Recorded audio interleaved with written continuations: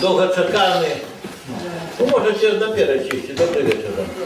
Я тут знаю много своїх, працював з ким, кого ведав, все таке. Тут і люди, які мені допомагали по библиотеці Анатолія Соболевского, про що я вам і розкажу.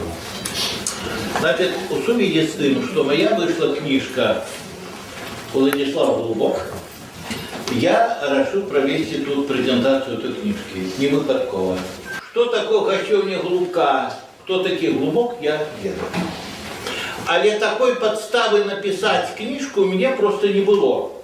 Вот, короче, кажется, не доходили руки. У студени минулого года мне позвонил Анатолий Викентьевич Соболевский. Доктор мастацтвознавца, профессор. И он пенсионером. И каже, Анатолій, заїдьте до мене. Я заїхав до його ще його сябра. Євген Кузьміч Адамович, кандидат филологічних наук, профессор. Вот. Значит, мы к нему приехали, и он говорит, у связи с тем, что я хворый и худко буду помирать, я хочу свою библиотеку отдать у музей. Для этого треба перебрать кожную книгу. Первое.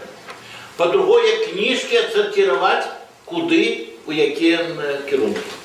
Перевязать, подписать, и с хаты его вывести сюда.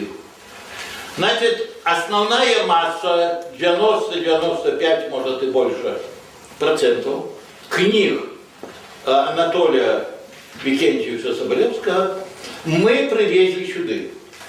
И я начал писать. Написал 100 сторонок этой книжки. 100 сторонок написал этой книжки.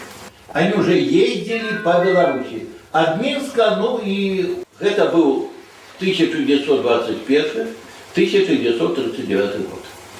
Після того, як Глубок став народним, йому, значить, виділила держава машину легковую і дала 4-покойову квартиру. Поскольку у нього була велика сім'я, 6 дітей, їх 2, 8, він взяв собі один покой. И этот покой, значит, сказал, что это мой покой. Особенно в этот покой никто не заходите, но самое главное, там стоял куфар, знакомитый куфар. Значит, у этого куфар не имел права никто залазить, заходить и открывать. Ключи он брал с собой. Коли Голубка уже не арестовали 1937 года, то так атрымалася, што разам з тым, што яго забралі з дому, у час вобыску увезлі і гэты куфар. То казалі, што нехта там у гэтым куфары пакапаўся, нешта знайшоў, і можа гэта нешта было крыху перапісана, переведено, надрукавано, подписано самою им, вот, и так далее. Я думаю, что можно эту книжку разгорнуть, у меня материал есть, и написать больше широко. Вот.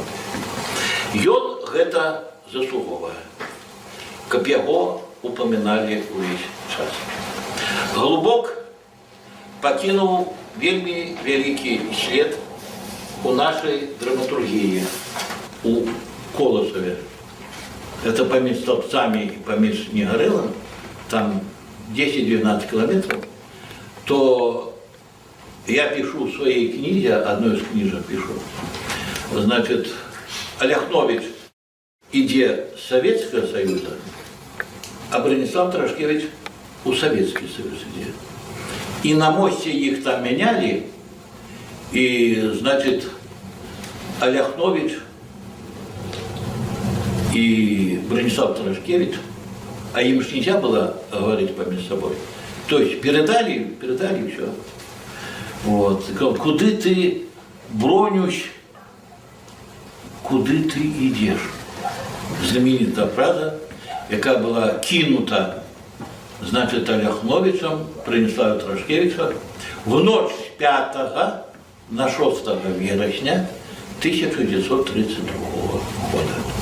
Бронюсь прийшов сюди, йому дали академік, і він тут був, працював, потім його арештували, а Оляхнович туди пішов, вижив, жив, але почалася війна. А його шукала НКУС, Народний комісаріат внутрішніх справ. Господарка Цанави і господарка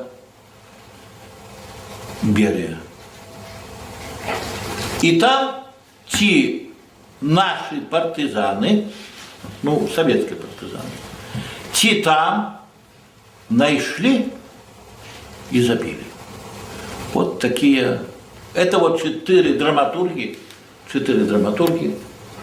Мастак Микола Лаврентьевич Нестеревский. Микола Лаврентьевич, ласка, вам слово. Дякую. Вы видите, не знаю, не помню, кто сказал, говорит, скажи мне, кто твой сябра, и я скажу, кто ты. И это на самой справе так. Бо навіть лёс человека часто залежит от того, кто с тобой побач, с кем ты живешь, с кем ты дружишь, с кем общаешься и так далее.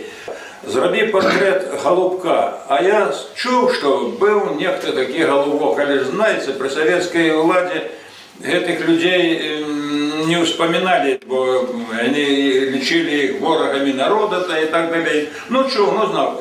Короче, мне Анатолий Ефимович рассказал, что это такой человек. Я сгодился сделать такую вот плакетку. Ну, сдалека не видно, там потом вы побачите. Это было 20 год назад. Не помню, 10 или, может, больше ему этих плакеток зробил. Ну и все на этом, сдавалось, и закончилось. Прошли годы, прошло 20 год с того часу. И вот Анатолий Иосифович одночі приходит и каже, мы разом у клубе «Спадщина», слухай, вот, треба Голубка зробити. Владислава Голубка. Я говорю, у меня, по-моему, заховалась форма. Я пошукав і на самій справі знайшов чудом гіпсову форму, яку я 20 років назад робив. І ось я не пам'ятаю, скільки там цих портретів в таких плакетах зробив для родственників людей, які сьогодні тут є, я знаю.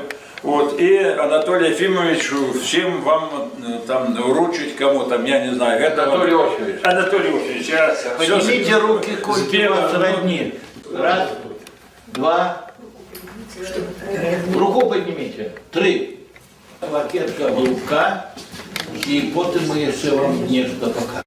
Я вам вручаю за память. Спасибо. Я ще прошу пробачення, може він не такий, як він був на самій справі, але хочу сказати, що чоловік через кожних 7-10 років міняється до неузнаваємості. Ну и что? Ну я не увидела. Так. Ну так вот, вы потом выступите и скажете. Так, и третье. Дякую. Ви не забувайте моего просьба и Добре.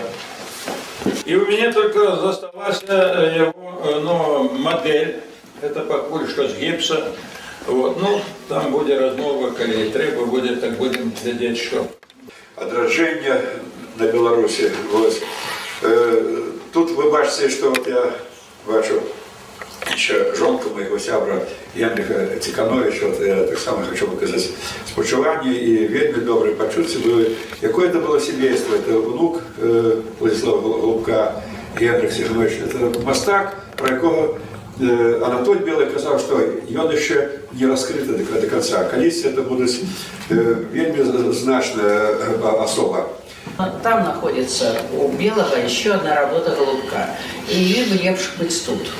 Поручить гэту плакетку гасцёне Голубка.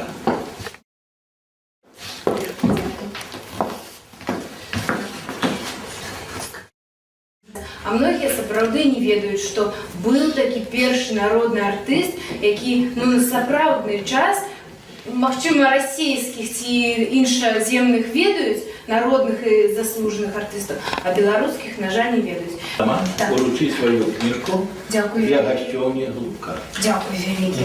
У нас ёсць